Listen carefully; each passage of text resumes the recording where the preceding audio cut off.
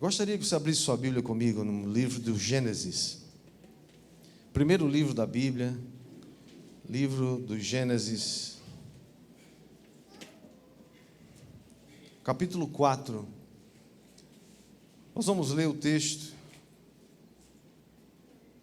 que começa no versículo 3.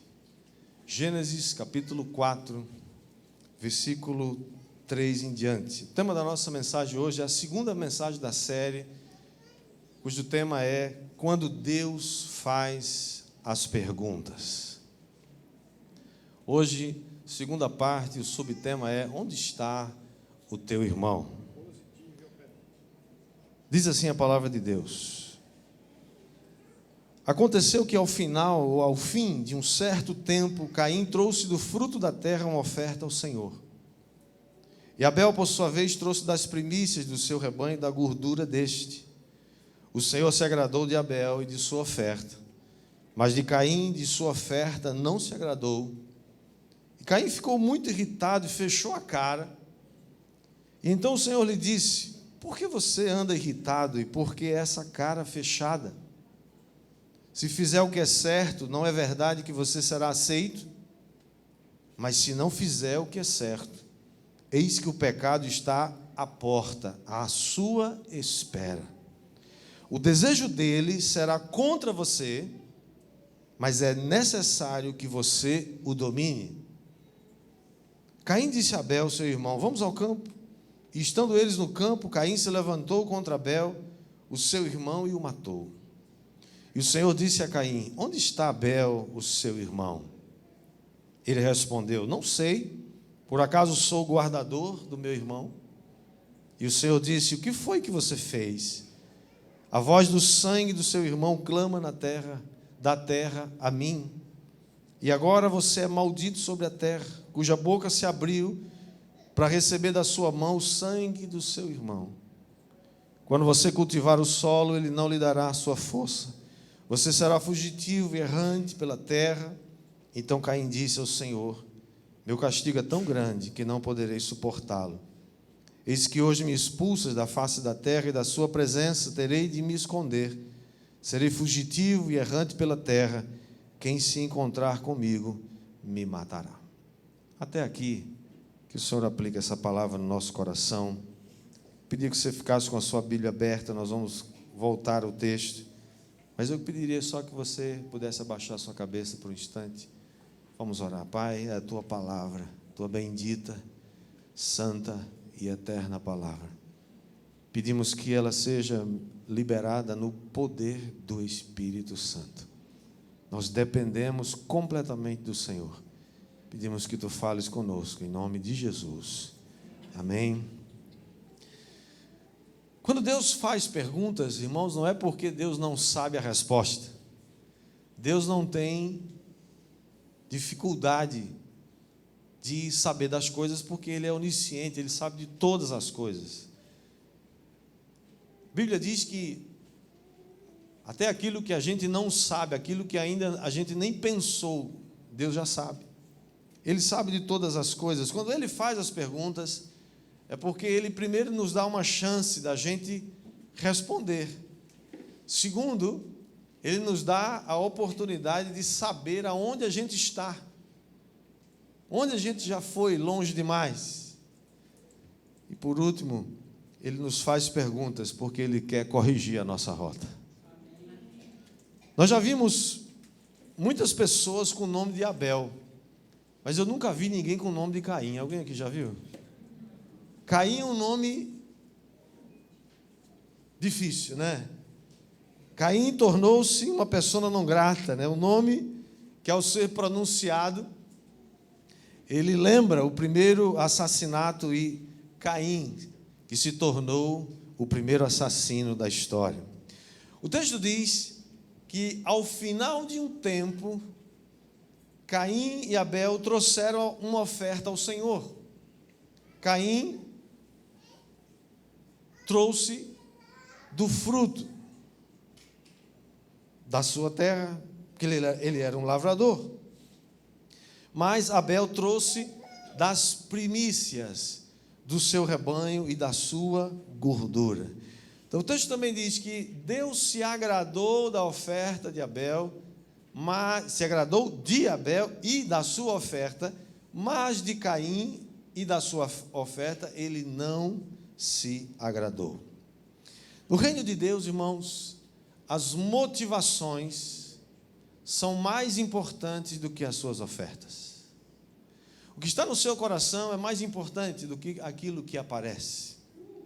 Independentemente do quanto tempo seja essa frase, ao fim de um tempo, ou ao final de uns tempos, como diz outra tradução, Caim, sendo um lavrador, ele não honrou ao Senhor com os seus primeiros frutos, como fez Abel.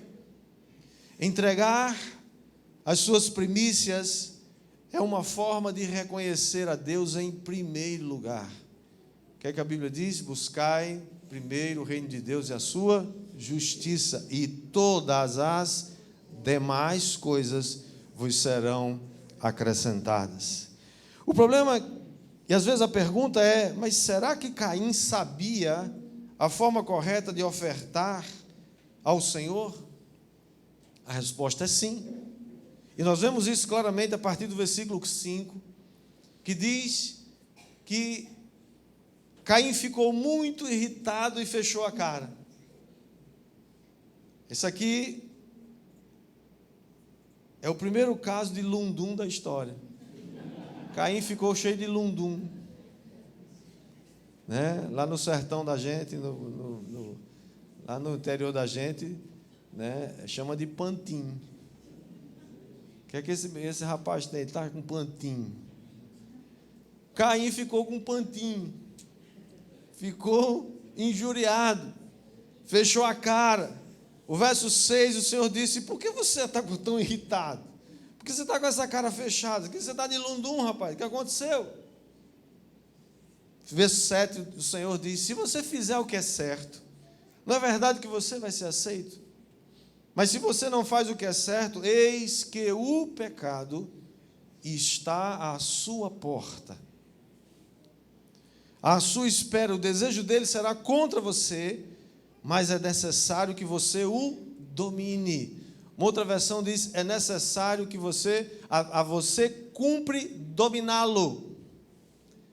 Deus em você é capaz de dominar o pecado, diga amém. As coisas para Deus, irmãos, precisam ser feitas do jeito de Deus e não do nosso jeito. Muitas vezes a gente quer fazer as coisas para Deus, mas do nosso jeito da gente.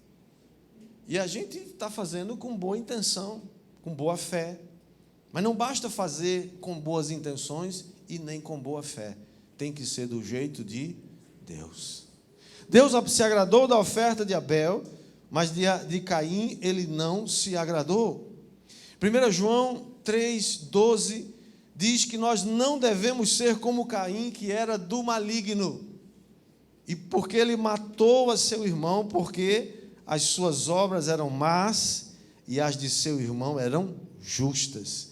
O livro de Judas, capítulo 1, versículo 11, diz que o caminho de Caim é um caminho de impiedade e um caminho de morte. Se você ler desde o começo do capítulo, você vai ver que Judas está falando de pessoas que não conhecem a Deus e que escolheram um caminho de impiedade, um caminho de Caim, que é um caminho de morte. Caim e Abel, irmãos, representam, portanto, duas descendências. Caim e Abel representam dois caminhos, dois destinos muito, muito diferentes. Aqueles que são movidos pelo espírito de Caim, aqueles que decidiram andar por esse caminho, terão como fim a morte e a destruição. Por isso que hoje eu queria refletir com você quais são as marcas desse caminho de Caim que Judas fala, no capítulo 1, do versículo 11. Que caminho é esse? Porque se a gente sabe que caminho vai tomar, ou que caminho a gente não deve tomar, fica mais fácil a gente tomar uma boa decisão, sim ou não? Qual é o caminho de Caim? O primeiro característico, o primeiro sinal do caminho de Caim, é que o caminho de Caim é um caminho de inveja. Caim é invejoso. Caim ficou injuriado porque seu irmão teve a sua oferta aceita e a dele não foi aceita. Pessoas que ficam injuriadas porque veem outras pessoas prosperando, veem outras pessoas sendo honradas, vendo outras pessoas se dando bem na vida e eles não, e ao invés deles pesquisarem na sua própria vida, saber por que eles não avançam, eles ficam com inveja do outro. A inveja anda junto com o ciúme, com a cobiça. É aquele que deseja, inveja a família do outro, inveja o marido da outra, inveja a esposa do outro, inveja a vida, inveja o carro, inveja a posição, inveja a capacidade, inveja até a unção do ministério do outro. Inveja, irmãos. A inveja deseja ver o outro fora do pódio, porque ele desejava estar ali, porque ele diz para ele mesmo, aquele lugar devia ser meu. A inveja é aquilo que causou nos irmãos de José. José era o filho mais novo de uma família de 11 irmãos, e ele ganhou uma capa, e seu pai tinha, obviamente, por ele, um carinho maior, porque ele era o filho da sua velhice, era o último, era a ponta da rama, como a gente diz lá no interior da gente, né, dona Denise? Ponta da rama, você tem aquele cuidado, caçulinha. Os irmãos ficaram, é o caçulinha, né? Por isso que ele é tão paparicado, eu sei. Os irmãos de José, então, ficaram com inveja dele, porque ele ganhou uma capa linda, maravilhosa. Mas, irmãos, sabe, a Bíblia diz, em Tiago 3,16, que onde há inveja e rivalidade, ali tem confusão, tem contenda, tem coisa ruim de tudo que é jeito. A inveja é uma desgraça, é um sinal do caminho de Caim. O segundo sinal do caminho de Caim é que é um caminho de ressentimento. Ressentimento mata, irmão. O verso 5 diz que Caim ficou muito irritado, fechou a cara e ficou ressentido com Deus. Por quê? Porque Deus não aceitou a oferta dele. E ele, ao invés de saber, perguntar para Deus, Senhor, o que aconteceu? Por que o Senhor não aceitou a minha oferta? O que eu estou fazendo de errado? Caim era orgulhoso. O ressentido uma pessoa ressentida é uma pessoa extremamente orgulhosa, porque ela não se humilha para ir perguntar, onde foi que eu errei? Maridos ressentidos vão destruir seu casamento. Mulheres ressentidas vão destruir seu casamento. Pessoas que se ressentem dos problemas, das frustrações da vida, que não têm humildade para perguntar, escuta, está acontecendo alguma coisa? Posso saber, se eu preciso pedir perdão a você por alguma coisa? Essa capacitação do Espírito Santo que Ele nos dá de perdoar e ser perdoado, para que a vida avance. Quem está entendendo, diga amém. Amém. O ressentimento, irmãos, abre a porta para a ira, para o desânimo, para a depressão, para a ansiedade, para a falta de perdão. Eu vou ousar dizer uma coisa aqui para você, nessa noite. A imensa maioria dos casos de ansiedade, de depressão, de angústias da alma do presente século é fruto de ressentimento e falta de perdão. Isso vai azedando dentro de você, isso vai consumindo você, vai produzindo doenças, enfermidade, câncer, porque a falta de perdão é esse veneno que vai consumindo sua vida e consumiu a vida de Caim. Caim fica ressentido, mesmo depois de um discipulado com Deus. Você já imaginou uma pessoa tendo um discipulado com o próprio Deus? Deus vem ao encontro de Caim e fala, Cainzinho, vem cá, filho. Por que você está assim, rapaz? E explica para ele, se você vai por aqui, Deus estava dizendo, a vida é feita de escolhas. Você tem que fazer escolhas. E escolhas sempre terão consequências. Você pode fazer a escolha, mas você não escolhe a consequência. Você pode escolher opção A, opção B, mas as consequências vêm no pacote, vem atrelada à sua escolha, à sua decisão. E Deus mostra para ele. Mas Caim, além de ter inveja do seu irmão, está profundamente ressentido com Deus. Ele é também um cabeção, cabeça dura, uma pessoa que não se quebranta, que tem um coração endurecido, porque o ressentimento endurece o coração, gera fofoca, cobra vingança, e foi para isso que Caim acabou cedendo. Ele cedeu à vingança, o desejo de se vingar, e por isso matou o seu irmão. A terceira característica do caminho de Caim é que o caminho de Caim é um caminho de rebelião. Toda rebelião, falei aqui semana passada, domingo passado, todo rebelde é um péssimo conselheiro. Caim sai da presença de Deus decidido a matar seu irmão. Deus lhe havia dado o caminho da bênção. Faça o que é certo, você vai ser aceito. Mas no verso 9, depois de ter matado o seu irmão, o Senhor chama Caim e diz: onde está Abel, seu irmão? E Caim responde: não sei. Por acaso eu sou o guardador do meu irmão? O espírito de rebelião, irmãos, não é somente um péssimo conselheiro, ele é debochado. Ele não tem temor a Deus. Ele olha para Deus e fala de uma forma não apropriada. Tipo assim, o que eu tenho a ver com isso? Meu irmão, eu sou o guardador dele? Eu tenho nada a ver com isso? Eu sei lá onde é que ele está? Eu sou babado, meu irmão? Ele zomba da pergunta de Deus, fazendo uma outra pergunta: por acaso sou eu o guardador do meu irmão?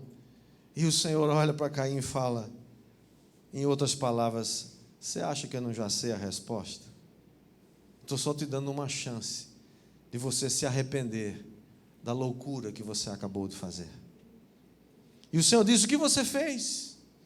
A voz do sangue. Você sabia que o sangue tem voz? Ele diz: a voz do sangue do seu irmão clama da terra a mim.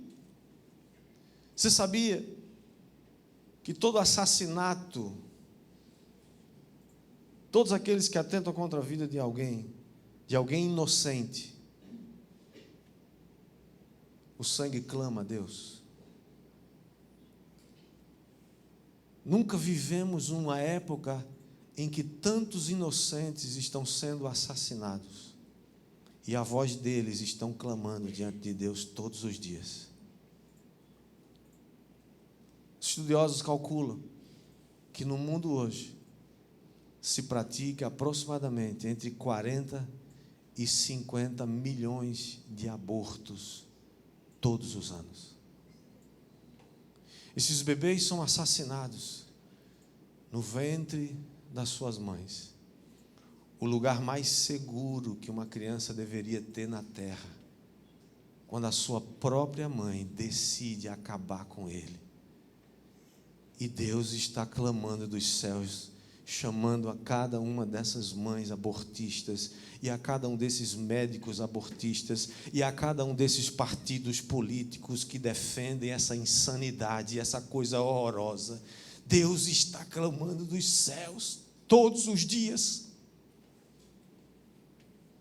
dizendo: onde está o seu bebê?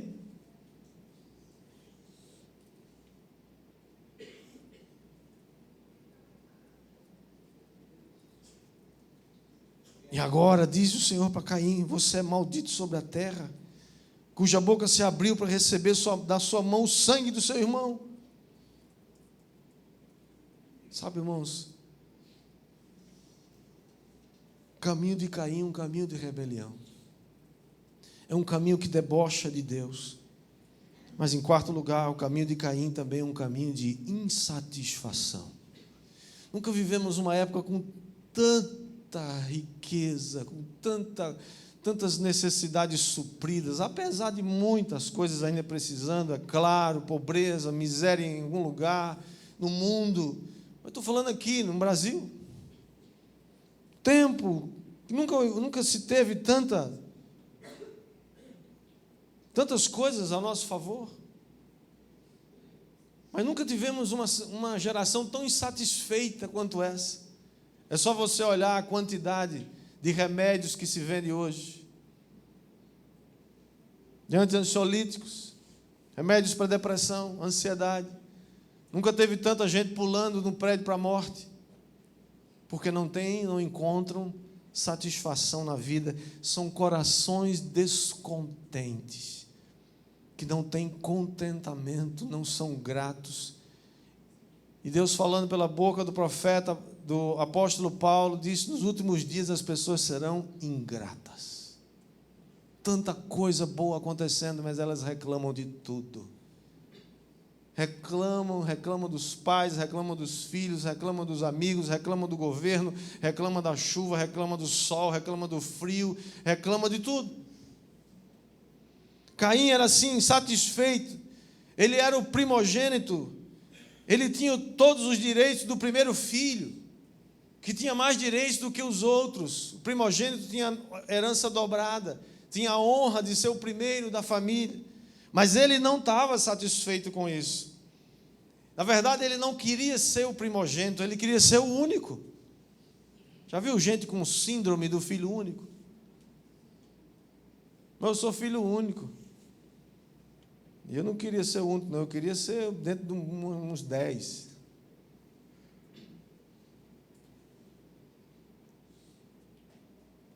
Tem gente que só tem um filho. Eu falo: não faça não condene seu filho a ter só um, a ficar sozinho na sua casa. Ele queria ser o único. O espírito de insatisfação não se contenta, ele não é grato pelo que já tem, pela responsabilidade e pelo privilégio que ele tem. Ele sempre quer mais, nem que seja tomando de alguém. Ele quer tudo para si e não permite que ninguém ao seu redor prospere e cresça. O espírito de insatisfação não é um espírito generoso. Não abre mão, não compartilha, não está interessado em ver outras pessoas felizes, não renuncia em favor de alguém. Ele não tem esse prazer. Ele quer as coisas para ele. É curioso que, se você notar, da oferta de Caim, nós não temos nenhuma descrição. Simplesmente diz: ao final de uns tempos, Caim trouxe os frutos lá da sua propriedade, da sua lavoura. Apenas diz isso. Trouxe do fruto da terra, uma oferta. Ao contrário de Abel. Abel trouxe das primícias do seu rebanho e da sua gordura. Isso está dizendo o quê? Abel olhou para aquilo que ele tinha e ele olhou e escolheu as melhores ovelhas do seu rebanho. Ele olhou as mais gordas, porque no reino animal, quanto mais gordo, mais bonito. No reino humano é o contrário, né? Nem sempre o mais rechonchudo é o mais bonito, mas no reino animal é, né? Então as ovelhas, quanto mais gordas, mais bonitas. Então ele escolhe das mais bonitas, das mais gordas, e traz uma oferta das primícias. Significa o quê, irmãos? Primeiro. Não falamos aqui de dízimos e ofertas, não estamos falando aqui de dinheiro, estamos falando de honra. Como é que você faz? Qual é a qualidade da sua oferta? Como é que você faz?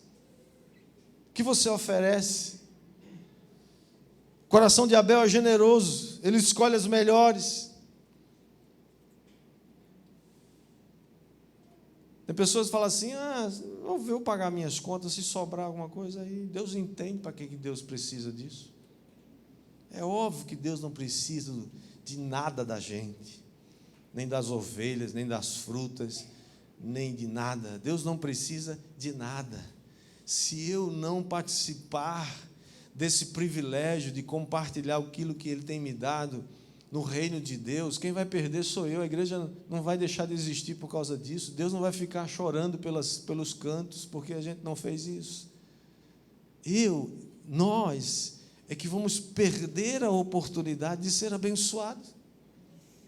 Como o Senhor diz na sua palavra em Provérbios 3, 9 e 10, honra ao Senhor com as primícias de toda a tua renda, e se encherão fartamente os teus celeiros e os teus lagares.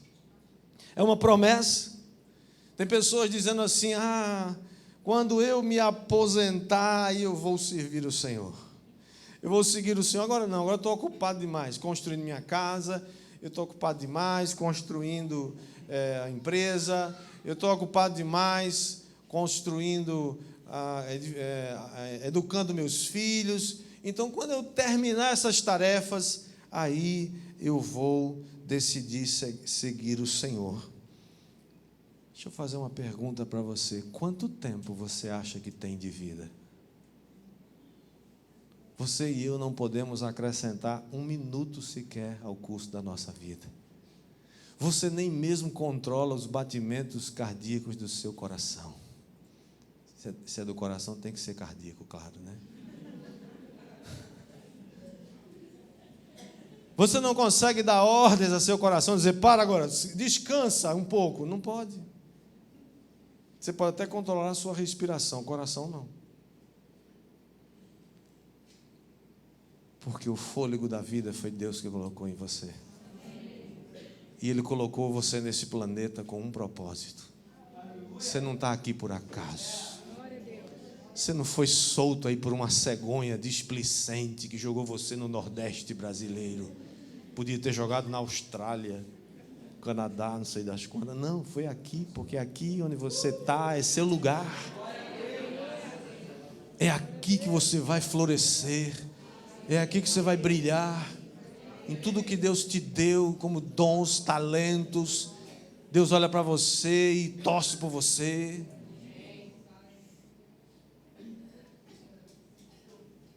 Hebreus 11:4 fala de Abel, Novo Testamento. Diz: pela fé Abel ofereceu a Deus um sacrifício mais excelente do que Caim, pelo qual obteve testemunho de ser justo, tendo a aprovação de Deus quanto às suas ofertas. Por meio da fé, mesmo depois de morto, ainda fala. Abel se encontra na galeria dos heróis da fé. Eu quero terminar com o texto de 1 Pedro, capítulo 2, que diz assim: abandonem toda maldade, todo engano, hipocrisia e inveja, bem como todo tipo de maledicência. Como crianças recém-nascidas desejam um genuíno leite espiritual, para que por ele lhes seja dado crescimento para a salvação. Se é que você já tem a experiência de que o Senhor é bondoso, chegando-se a ele a pedra que vive, rejeitada, sim, pelos homens, mas para com Deus eleita e preciosa. Também vocês, diga vocês, eu, nós, como pedras que vivem, são edificados casa espiritual para serem sacerdócio santo, a fim de oferecerem sacrifícios espirituais agradáveis a Deus por meio de Jesus Cristo. Caim não conseguiu oferecer nenhum sacrifício que agradasse a Deus, porque ele escolheu lá do jeito dele, da maneira dele, sem perguntar para Deus como é que era, e Deus não aceitou. Mas hoje você e eu somos capazes, pelo Espírito Santo, de, através de Jesus Cristo, oferecer a Deus sacrifícios, ofertas, que Deus já se agradou, porque Ele já se agradou de Jesus, e agora eu e você podemos ser aceitos diante dEle. Por isso está na Escritura: eis que põe em Sião uma pedra angular, eleita, preciosa, e quem nela crer não será envergonhado. Está falando de Jesus. Portanto, para vocês, os que creem, esta pedra é preciosa, mas para os que não creem, os descrentes, a pedra que os construtores rejeitaram, essa veio a ser a pedra angular. e pedra de tropeço e rocha de ofensa. São estes os que tropeçam na palavra, sendo desobedientes para o que também foram destinados. Vocês, porém, diga comigo, vocês, porém, contudo, todavia, vocês são geração eleita, diga comigo, geração eleita, sacerdócio real, nação santa, povo de propriedade exclusiva de Deus, a fim de proclamar as virtudes daquele que os chamou das trevas para a sua maravilhosa luz. A certeza de que a sua oferta, de que o seu sacrifício, de que a sua doação, que o seu coração, que a sua oração, que os seus gestos, que tudo que você faz, suas boas obras, todas elas são aceitas porque Jesus já foi aceito diante de Deus. E agora nós podemos oferecer a Deus sacrifícios agradáveis a Deus. Irmãos, você tem noção do que é isso? Você ter certeza, você não fica mais em dúvida se Deus vai aceitar a sua oferta ou não. A Bíblia está dizendo que em Cristo não é a sua oferta do seu jeito, não é fazer as coisas para Deus do meu jeito. Eu acho que assim está bom. Você não tem que achar nada, você só tem que achar o que Deus acha. E Ele está dizendo na sua palavra que Ele já aceitou você. Quando você se arrepende dos seus pecados e coloca a sua confiança em Jesus, Ele transfere para mim e para você toda a sua herança que foi conquistada na cruz do Calvário. E agora, como Abel, a gente sabe que a nossa oferta foi aceita. Quando Jesus morreu, Ele entrou. Cadê a banda? Pode vir aqui, por favor. Quando Jesus morreu, o véu do santuário foi rasgado de alto a baixo. Significa que nós temos acesso agora à presença de Deus. Significa que através de Jesus, porque Ele disse: eu sou o caminho, a verdade e a vida. Ninguém vai ao Pai a não ser por mim. Mas nós vamos ao Pai através de Jesus.